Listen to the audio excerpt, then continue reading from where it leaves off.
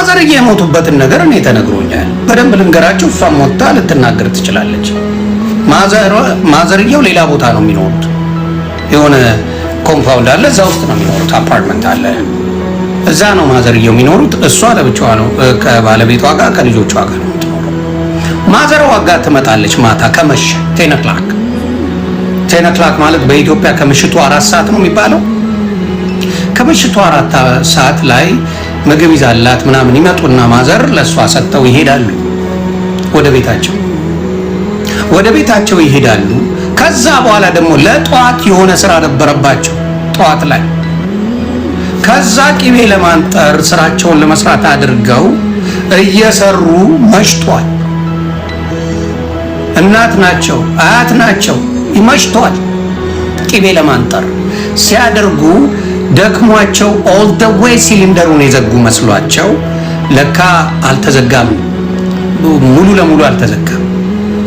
ሲደክሙ ሲለፉ ላባቸውን ጠፍ አድርገው የሚኖሩ እናት ናቸው። ያላረፉ እናት ናቸው። ያላረፉ አሜሪካ አምጥታችሁ እናቶቻችሁን ልጅ ጠባቂ የምታረጉ አሜሪካ አምጥታችሁ ደማቸውን የምትጠጡ ብዙ ሰዎች አላችሁ። አላረፉም። እናት አላረፉ። ምንድነው የምታወሩት? ይህ መስኪን እናት አላረፉም። እሷን አብልተው እሷ ጋር ምሽተው ከዛ በኋላ መጥተው እንደገና ወደ ስራ ነው ሄዱት። ወደ ስራ ከዛ ቅቤ ለማንጠር አሉ። ሙሉ ለሙሉ እዚህ ሀገር ሲሊንደር የጋዝ ሲሊንደር አለ፣ ኤሌክትሪክ አለ። እኔ ያንን ስለማቅ ቤቴ ላይ የኤሌክትሪክ ነው ያለኝ። ስለዚህ ኦንም ማረከው አጠፋው ምንም ችግር የለውም እንትን ይላል። የነሱ ግን እንደዛ አይደለም።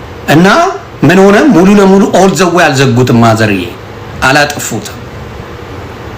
ሳያጠፉት ትንሽ ሆናላት ተኝተዋል፣ ደክሟቸው። እኚህ ምስኪንና ስራ ሰራው ብለው ደክመው ተኝተዋል። ስለዚህ ጋሷ ኦክሲጅኗ እየወጣች ነው እንግዲህ አፍና የምትገለው። አፍናቸው ታፍነው በጭስ ታፍነው ነው እናታችን የሞቱት። ከዛ ጧት ቀጠሮ የነበራቸው ሰው ደውሎ ነው ለሷ አራሃና ማዘር እኮ ቀሩ በሰላም ነው ወይ ብሎ ነው የተጠየቀው። በሰላም ነው ወይ ቀሩ ወይ? ከዛ ስደውል አይነሳ። ከዛ ተደውሎ ሲጠየቅ ማዘርዬ ሰላም እንዴት ናችሁ? ዛሬ ከማየት እንደዚህ አታድርጉ፣ ደህና ሁኑ። ማያለሽ የሰላም መንገድ ሁሉ ምራችሁ። ሰላም ዋሉ። እኔና ሰላም ደርልኝ። እናት ነኝ። ለእናት እንደዚህ አይነት ድንጋጤ፣ እንደዚህ አይነት ሽብር፣ እናት ያለው ልጅ ያለው እንደዚህ አይወራም፣ እንደዚህ አይባልም። እኔ ምን አጥፍታ ምን አድርጋ እንደሆነ እኔ አይገባኝም። እሷ ክፉ ነገር አይወጣት፣ ክፋት ሰራ፣ ክፋት ትናገር። እንዲህ አይነት ምኞት እሷ አይገባትም።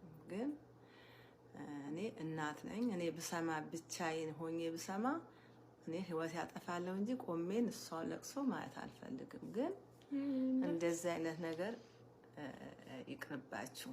መጥፎ ነገር ያለንበትን ጊዜ ወቅቱ ማወቅ አለብን። ወደ ጥሩ መንገድ ያሳየን፣ ወደ ጥሩ መንገድ ይምራችሁ እንጂ እንደዚህ አይነት ምኞት የሰው አይመኝም። ግን በምኞት ደግሞ ሊሆንም አይችልም። ፈጣሪ የፈጠረው ሰው አያጠፋውም፣ በሰው ኃይል አይጠፋም።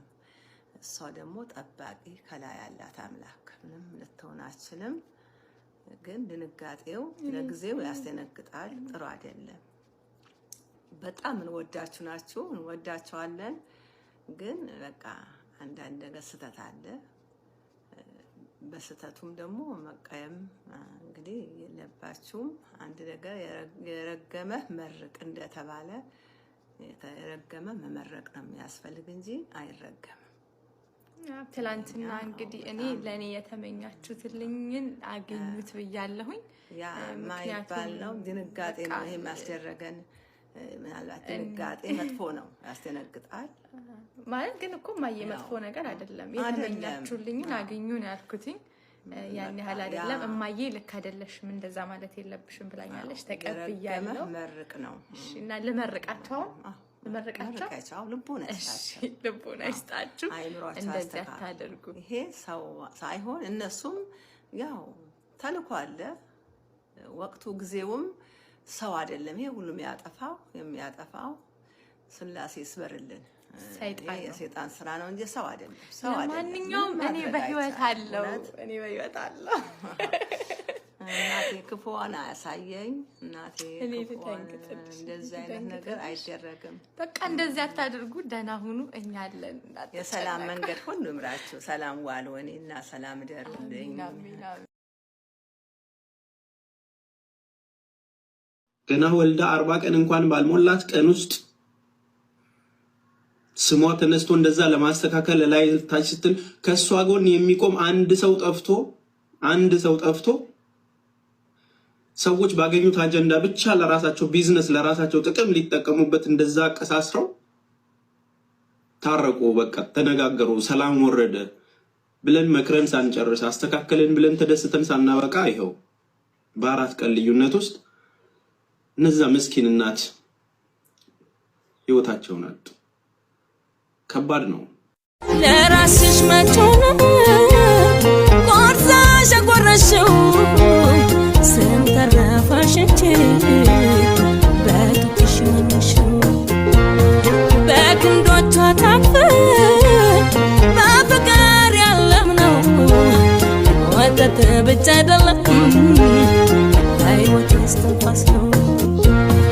ከወዲስ ወጣ ለራስሽ መቶና ቆርሳሽ ቆረሽው ስም ተረፈሽ እንጂ በቱክሽ መንሽው በክንዶቿ ታቅፈን በፍቅር ያለምነው ወተት ብቻ አይደለም ህይወት እስትንፋስ ነው።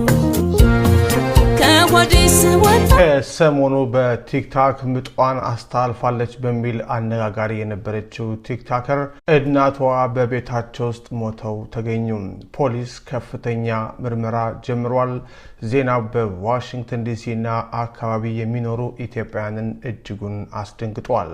እስካሁን የምናውቀው መረጃ እንደሚከተለው አቀርብላችኋለሁ። ሞት እንደ ሌባ በማይታወቅበት ሰዓት ይመጣል፣ የህይወትንም ጣፋጭ ዜማ በድንገት ይገታል። ከሰሞኑ ምጧን በቲክታክ በቀጥታ ስርጭት አስተላለፈች በሚል በማህበራዊ ሚዲያው ዓለም አነጋጋሪ የነበረችውና ይህንኑ ጉዳይ ስታስተባብል የሰነበተችው ቲክታከሯ ሃናም የእናቷን ድንገተኛ ሞት መሪር ጽዋ ለመጎንጨት ተገዳለች። አፍቃሪ እናቷ ወይዘሮ ደንቤች ሰርኮባም ባልታሰበና ልብን በሚሰብር ሁኔታ በመኖሪያ ቤታቸው መሬት ላይ ወድቀው ህይወታቸው አልፎ ተገኝቷል። በዋሽንግተን ዲሲ ኤሪያ በሜሪላንድ ነዋሪ የነበሩት ወይዘሮ ደንቤች የትላንትናዋን ሌሊት ያሳለፉት በእናትነት ጥበብና በባህል አክብሮት ነበረ። ለሚመጣው ታላቁ የመስቀል በዓል ቤተሰባቸውን ለማስደሰት ሲሉም ሌሊቱን በሙሉ ቅቤ ሲያነጥሩና የቤቱን ድባብ በበዓል ጠረን ሲያውዱ አድረው ነበረ። ሆኖም ያዘጋጁትን የበዓል ቅቤ ሳይቀምሱት የነገዋን ፀሐይ ሳይሞቋት ያቺ ሌሊት ለሳቸው የማትነጋ የመጨረሻዋ ሌሊት ሆና አለፈች። ንጋት ላይ የዕለት ተዕለት ተግባራቸውን ሊከውኑ በፍቅር የሚያሳድጓቸውና የሚንከባከቧቸውን ህፃናት በሞግዚትነት ሊቀበሉ አልቻሉም። የህፃናቱ ወላጆች ስልክ ሲደውሉ በወይዘሮ ደንቤች ቤት በኩል ያለው ዝምታ አስፈሪ ነበረ። ስልካቸው ይጠራል፣ ግን የሚያነሳው አልነበረም። ግራ የተጋቡት ወላጆች ለልጃቸው ቲክታከር ሃና ደውለው እናትሽ ስልክ አያነሱም የሚል የጭንቀት መልእክት አስተላለፉ። ሃናም ከትልቋ ልጇ ጋር በመሆን በከፍተኛ ድንጋጤና የልብ ትርታ ወደ እናቷ ቤት ስታመራ የገጠማት እይታ የህይወቷን ትልቁን ጠባሳ ጥሎ የሚያልፍ ነበረ። ያቺ ጠንካራ እናት፣ ያቺ የቤተሰብ ምሰሶ ወደ ቤቱ መግቢያ በር አቅራቢያ መሬት ላይ ወድቀው ነፍሳቸው ከስጋቸው ተለይታ አገኘቻቸው። ያቺ ቅጽበት ለሃናም ሆነ ለቤተሰቡ ዓለም የጨለመችበት መሪር ሐዘን መርዶ የተሰማበት ቅጽበት ነበረች። በአሁኑ ሰዓት አካባቢው በከፍተኛ ድንጋጤና ሐዘን ተውጧል። የፖሊስ አባላትም ይህንን አሳዛኝ ድንገተኛ ሞት መንስኤ ለማጣራት ምርመራ ጀምረዋል። ከፕሮፔን ጋዝ እስከ ሌሎችም ለሞታቸው ጥርጣሬ የተባለ ሁሉም እየተመረመረ ነው። ለዛሀበሻ የደረሰው የቤተሰብ መረጃ እንደሚያመለክተው ወዳጅ ዘመድ ሐዘኑን ለመካፈል ከነገ አርብ ከቀኑ 2 ሰዓት ጀምሮ እስከ እሁድ ኦገስት 23 ድረስ በዋሽንግተን ዲሲ የሐዘን ድንኳን ተተክሎ ለቅሶ ይቀመጣል።